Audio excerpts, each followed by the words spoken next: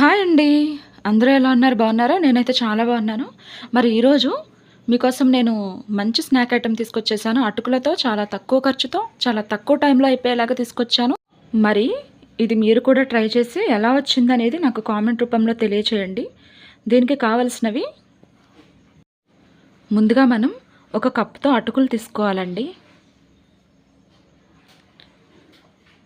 ఈ అటుకులని ఒక్క 5 నిమిషాల పాటు వాటర్ పోసి మంచిగా ఒకసారి కడిగి అవి ఆ వాటర్ వంచేసి ఒక 5 నిమిషాలు నానబెట్టుకోవాలి.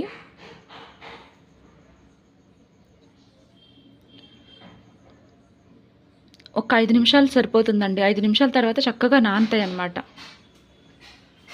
తర్వాత ఒక 4 బ్రెడ్ పీసెస్ తీసుకోవాలి. ఈ బ్రెడ్ పీసెస్ చిన్న చిన్న ముక్కలుగా కట్ చేసుకొని మిక్సీ జార్లో వేసుకొని దీన్ని పొడిలాగా చేసుకోవాలి.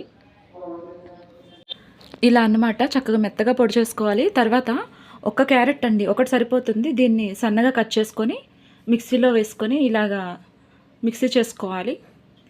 ఇప్పుడు కొంచెం చిన్న అల్లం ముక్క, ఒక వెల్లుల్లిపాయ ఇలా దంచుకోవాలి మెత్తగా. చూసారా, నానిపోయినాయండి అటుకులు చక్కగా. దీంట్లోకి మనం రెడీ చేసుకున్న క్యారెట్ మిశ్రమాన్ని వేసేద్దాం.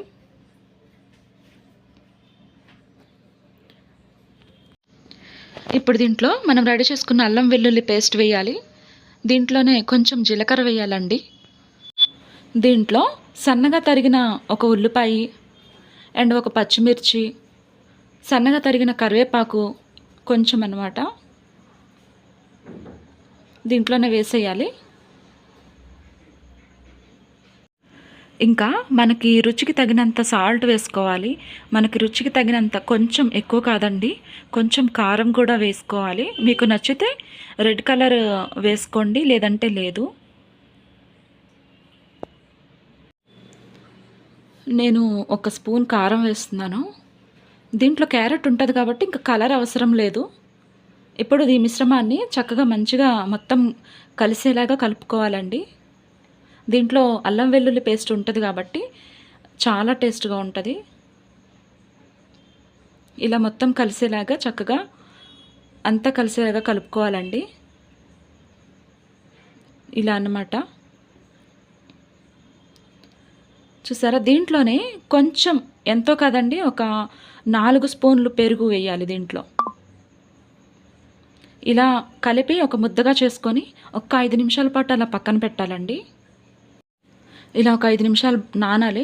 చూసారా, మీరు రౌండ్గా చేసుకున్నా పర్లేదు, ఈ షేప్లో చేసినా పర్లేదు, ఇలా చేసుకోవాలి. నేను చూపిస్తున్నాను కదా వీడియోలో, ఇలా చేసుకోవాలి.